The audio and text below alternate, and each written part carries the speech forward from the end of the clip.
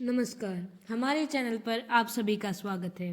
तो आज हम वीवीएम की book India's contribution to science में चैप्टर 3 का पार्ट 2 शुरू करने जा रहे हैं। तो आइए शुरू करते हैं।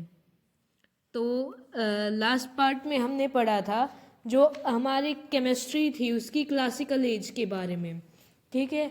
और आज हम पढ़ेंगे महारसास और 8 मेजर सब्सटेंस, ठीक है।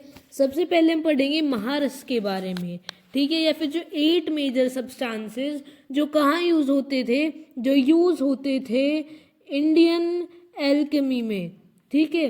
जैसे कि mica, tourmaline, copper pyrite, iron pyrite, bitumen, copper sulphate, ठीक है, और zinc carbonate, lode stone, lapis lazuli, ठीक है, और मैग्नेटाइट और लोड स्टोन। मैग्नेटाइट मीन्स जो मैग्नेट होता है वो, ठीक है, ये यूज हुआ करते थे। उपरसास और 8 माइनर सब्सटेंसेस, सल्फर, रेड ऑर्च,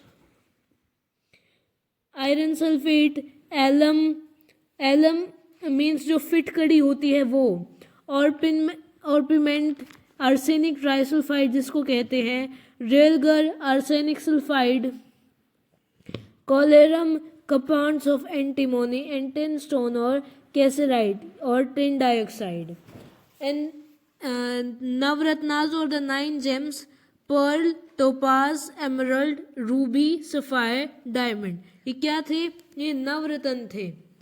धातुज और 7 metals, gold, silver, copper, iron, lead, tin, zinc. ये कुछ मेन 7 मेटल्स थे। और कुछ अलॉयज थे। अलॉयज मतलब जो 2 से ज़्यादा मेटल्स को मिला के बनाए जाते हैं उन्हें अलॉय कहते हैं, जिन्हें हम हिंदी में मिश्र धातु बोलते हैं। जैसे कि ब्रास, ब्रॉन्ज और कम्बिनेशन ऑफ 5 मेटल मीन्स जो पंच धातु वाला जो मिश्रित वो जो आता है जिसकी अंगूठियां भी बनती हैं कई बार ग्रह दशा के लिए, वो, ठीक है। were also included poisons, विष और गरल, and plants. Among the latter, over 200 are named in text. The identification is not always certain. Plants were required in particular to treat or digest metal in minerals. In the quest of elixir of life, the mercurial preparation was supposed to bestow long life and youthful vigor, ठीक है। Mercury was sometimes called the अमृत धातु, अमर धातु, और immortal metal. अमरता धातु या फिर इमोर्टल मेटल किसको कहा जाता था? मर्क्यूरी को कहा जाता था, ठीक है। In practice some Ayurvedic and Siddha medicines, मतलब जो आयुर्वेद की और जो सिद्ध जो थे उनकी medicines were derive from different metals and various minerals, but only those after had undergone complex purification, ठीक है। पर ये कई टाइप के मेटल्स और मिनरल्स का यूज किया करते थे, पर उन्हीं का किया करते थे और तभी किया करते थे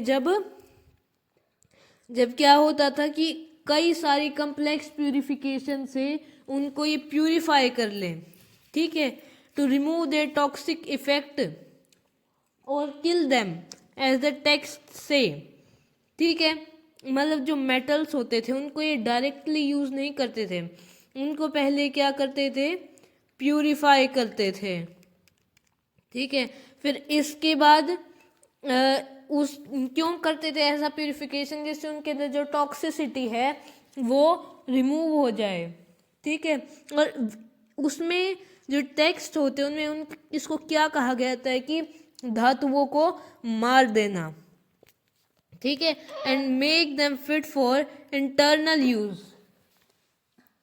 For instance, although mercury compounds are regarded as poisonous, Cinnabar, mercury sulfide HGS, went through 18 complex process और संस्कारास।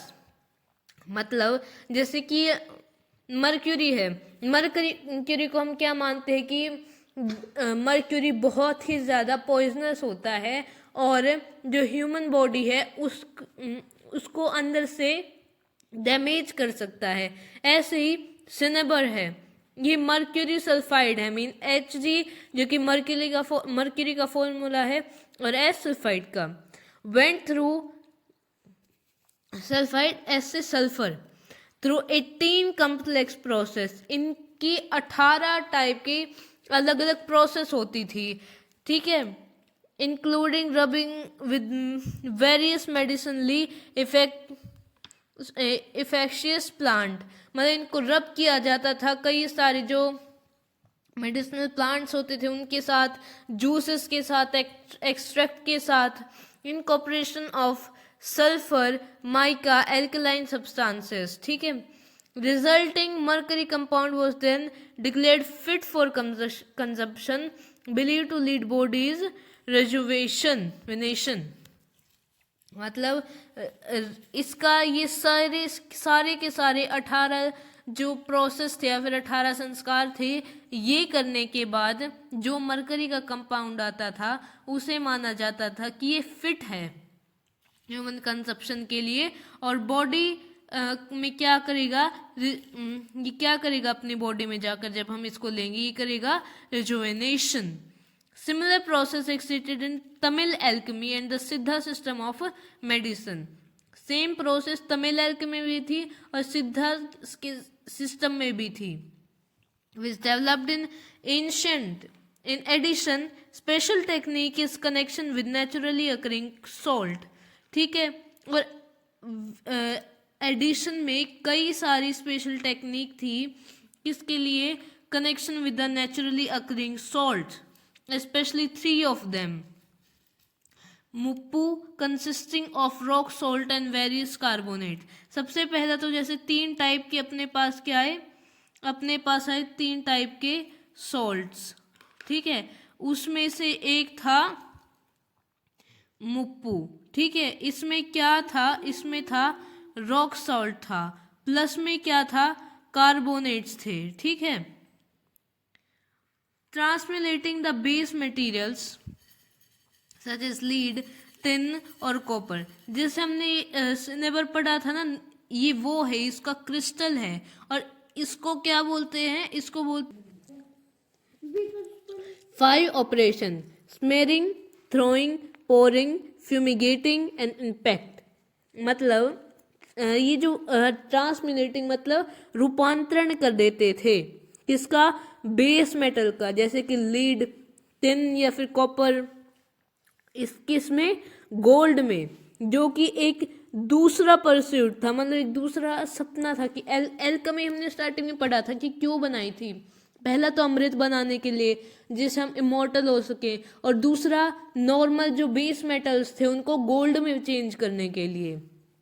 और इसके अंदर 5 ऑपरेशंस होते थे: स्मेरिंग, थ्रोइंग, पोरिंग, फ्यूमिगेटिंग और इम्पैक्ट, ठीक है।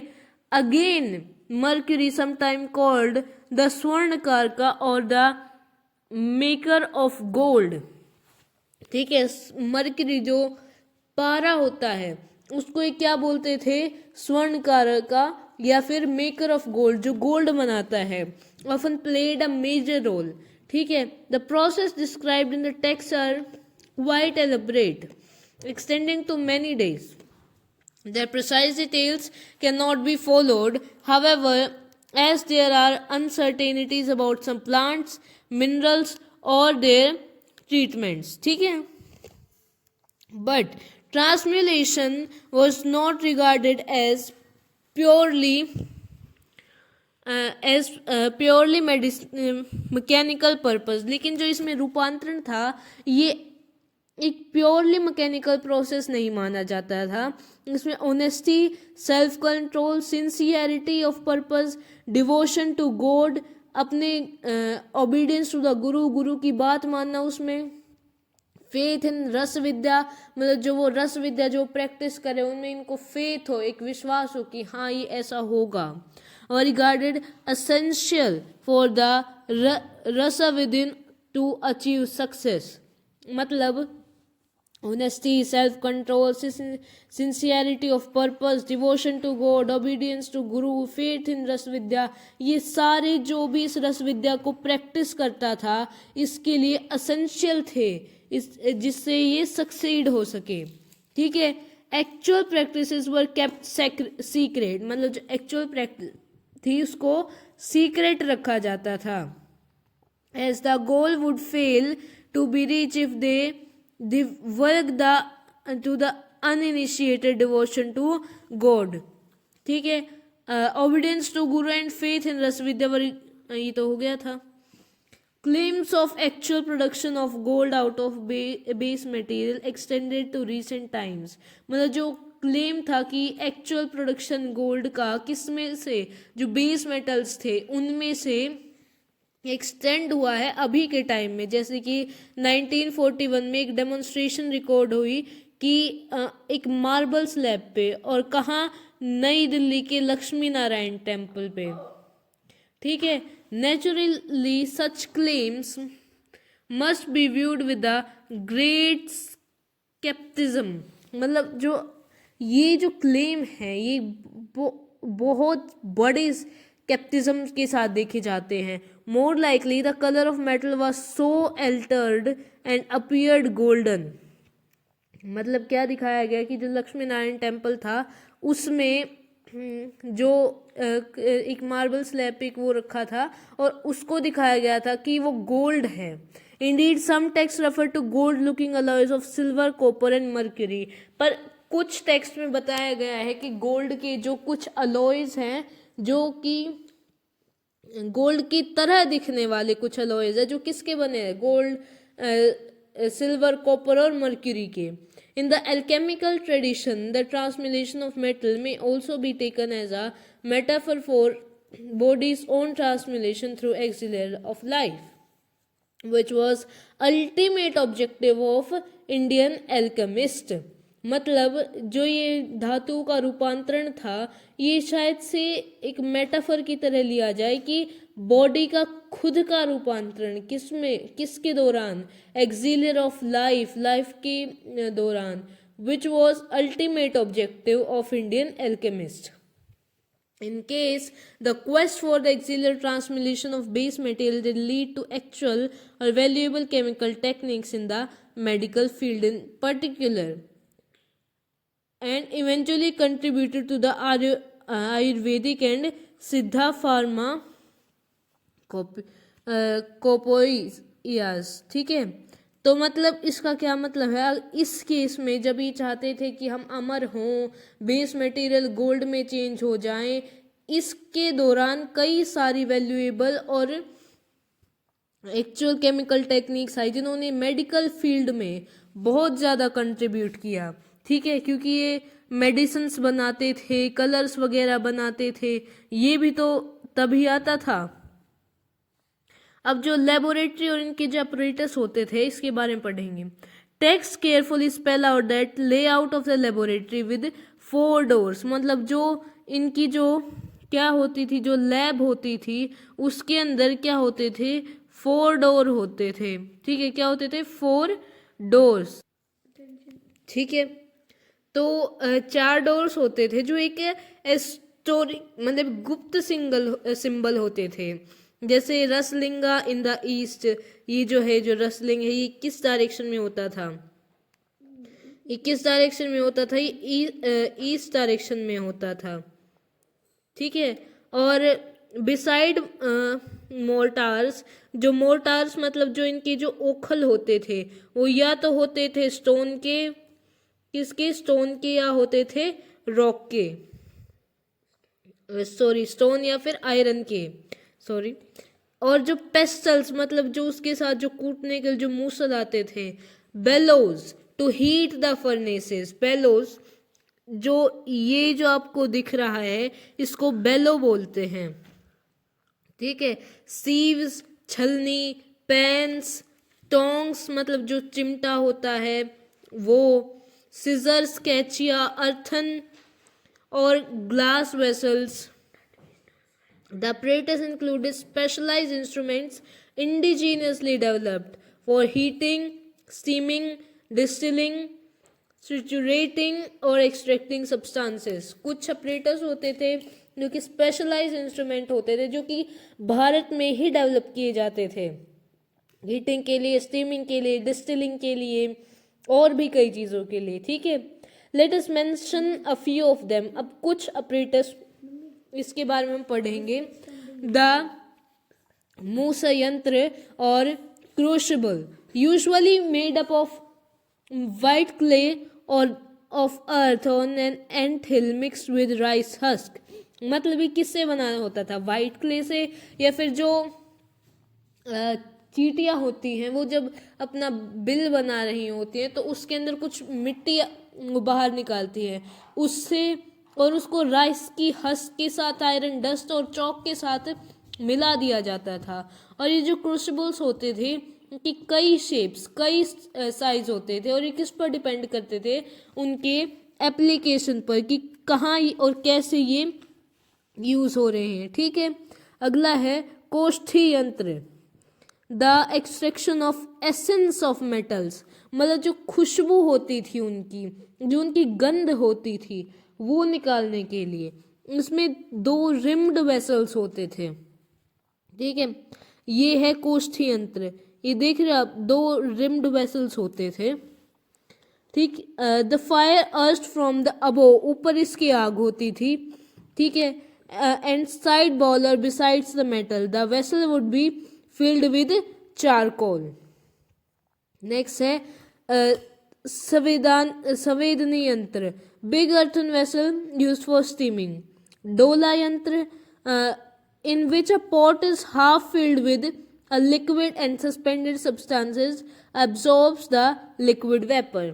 ठीक है, the पतन यंत्र for sublimation or distillation, it could be upward, downward or sideways, and the second was the adhna yantra, in which paste of mercury was coated at bottom of upper vessel, allowing vapors to descend into lower vessel and combine with the substances kept there।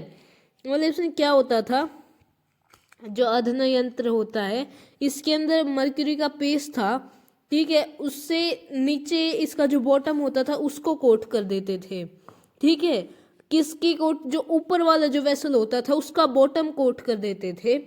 ठीक है, और इससे क्या होता था? ये vapours को अलो करता था कि जो नीचे जो वेसल है उसमें चली जाए और जो कम सब्सटेंसेस हैं उनके साथ कंबाइन हो जाए। द धूप यंत्र, फ्यूमिगेशन ऑफ गोल्ड लीव्स और सिल्वर फॉइल्स विद फ्यूम्स और सल्फर और अदर सब्सटेंसेस। नेक्स्ट है ये जो अधन यंत्र है। ठीक है, और ये क्या है? ये धूप यंत्र है। नेक्स्ट है all together India's chemical traditions were rich and varied and fused elaborate techniques with a spiritual component. Although they may not have directly contributed to the birth of modern chemistry, they did result to a considerable practical application, especially in the fields of metallurgy। मतलब India के chemicals tradition थे वो बहुत rich थे, बहुत varied थे, और कई एलोबरेट टेक्निक के साथ फ्यूज थे, और इनके साथ एक स्पिरिचुअल कंपोनेंट भी था। माना कि आज की जो मॉडर्न केमिस्ट्री है इसमें डायरेक्टली कंट्रीब्यूट नहीं करते, पर इन्होंने जो मेटलर्जी थी, जो जेमोलॉजी थी, मेडिसिन्स थी, उसमें बहुत हेल्प की। ठीक है, तो धन्यवाद। आज के लिए बस इतना ही। हमारा चैप्टर 3 आज कंप्लीट हुआ। अगले लेक्चर में हम शुरू करेंगे चैप्टर 4। तब तक के लिए धन्यवाद, मिलते हैं दोबारा से।